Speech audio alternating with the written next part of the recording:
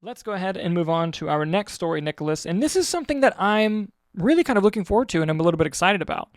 And that is the fact that we have the first reactions to Your Friendly Neighborhood Spider-Man, which is the new animated series from Marvel Television, Marvel Animation, Marvel Studios. And this is something that I think is going to be better than I originally anticipated it being. And, it has an interesting history, this show, because it originally was going to be like the MCU prequel to the Tom Holland Spider-Man, but then that eventually got reworked into being its own thing because they felt very kind of hindered by the Sacred Timeline storytelling that they had, and they really wanted to do something different and fresh and try something else. And luckily, they were able to do that and got granted, hey, you're no longer in the Sacred Timeline. You do what you got to do. Go make your show. And it seemed to really free them up. It had a couple title changes. It eventually went to Spider-Man Year One, I think, and then it went back to Your Friendly Neighborhood Spider-Man. And with that, the first reactions to the show have been really positive, which you really love to see. And to pull up something here, it premieres at the end of this month. Scripts for season 2 are already finished. Animatics are halfway, and it's already been renewed for season 3. A little bit of a typo there. That's okay. All the way through season 3, it's been renewed. And I think that this is wonderful news for the series to come that we haven't seen yet. Unfortunately, we didn't get a chance to see this one early, but we will be watching with everyone as it airs. And I wanted to kind of follow this link here to look at some of these first reactions. Let's see here. Here we go. From Josh Wilding. I seriously can't say enough good things about this show. Where did it go?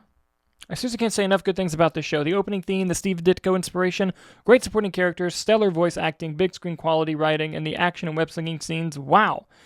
Your Friendly Neighborhood Spider-Man is a must-see. Rowan Patel says Your Friendly Neighborhood Spider-Man is a total blast. A really well-told story with fully fleshed out character arcs, great villains, spectacular action throughout, and it offers a fun, albeit classic twist on the MCU Spidey that will leave you clamoring for more.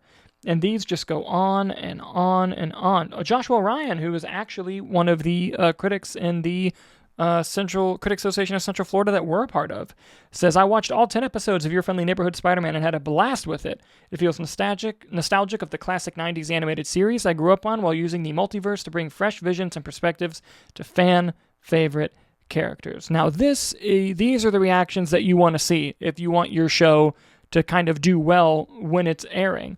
And Nick, this gives me a lot of hope for the series. And again, this was something that I wasn't anticipating to love as much as I seemingly will. I loved X-Men 97, but I was also already a baked-in fan of the original X-Men series that they had.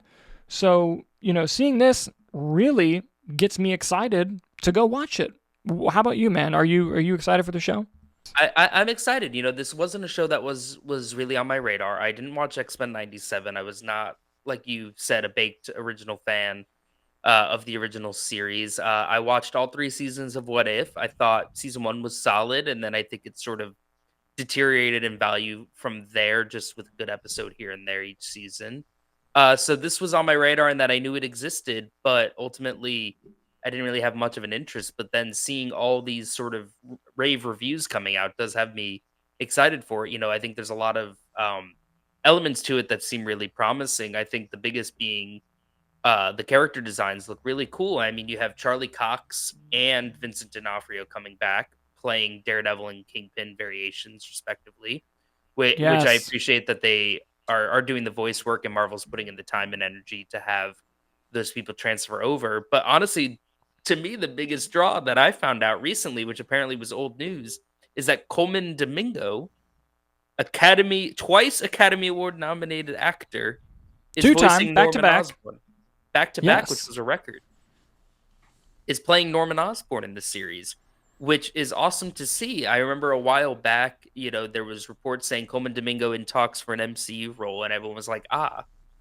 here is your Kang replacement, everyone, which I Yeah. was on board for. But then I guess, it turned into this, which I'm really excited about. I think he's a phenomenal actor. I hope maybe this leads into maybe we get him as a live action Norman Osborn in the main MCU. I think that's a very different take on the character, very interesting, and I think he's a phenomenal actor. And really, honestly, he's probably my biggest draw to watching this series. Yeah, no, it's he's an incredible actor. I love his work, and him being in the show is a big draw for me as well. Charlie Cox and Vincent D'Onofrio coming in, so excited about that, especially because they released a brief clip of Charlie Cox's voice, and while it's definitely Daredevil, he does change it up a little bit for the animation. Like it's not a carbon copy voice, which I thought was actually a really interesting and fun choice from Charlie Cox to kind of give him a good, fun, fresh idea on how to stay fresh with the character, especially in this corner of the multiverse. So I thought that was interesting. I'm curious to hear how Kingpin's voice is going to be. And I love the fact that, it just looks like from these reactions, everyone's going to love it. Regarding Coleman Domingo, if he could be in the MCU, the only thing I would counteract that with is in Spider-Man No Way Home, we found out that Oscorp isn't even a thing. And so maybe Norman Osborn is not a thing. But it could come in through the multiverse. The possibilities are endless with Or the perhaps it goddamn just hasn't multiverse. started yet. You have a young, hungry Norman Osborn on the prowl to start his business. That's Here's my true. hope for the series. I hope that they make Kingpin fucking huge. They can only do so Yes. much to Vincent D'Onofrio in the TV show. Mm-hmm. I hope he gets to play just a big fat fuck Kingpin. Listen, And that'd here's be my great. other hope, which I don't think has been really reported on yet and really unknown, but there's obviously a multitude of Marvel villains being incorporated in this. Specifically in the trailer, you see Doc Ock. Kingpin, or not Kingpin, Scorpion is also on the roster. Yes. Give Michael Mando his due. If you're Yes. gonna shaft him for the Please. movie, at least he was so excited at the Spider-Man Homecoming premiere. He's like, I'm playing Scorpion. We don't get the suit yet, but you never know when I'll be back. And Mm-hmm. he is a phenomenal actor. On Better Call Saul, he's absolutely terrific, menacing. I think that he is honestly an A plus casting choice for Scorpion. At least give him his chance 100%. here, At least bring him in, let him get his paycheck. Sorry about all that. Maybe one day, but for now you could voice the animated. You see trends like that a lot in animation. Nick Cage got to voice Superman in Teen Titans Go to the Movies. Billy D. Williams got to voice Two-Face in, I believe, the Lego Batman movie.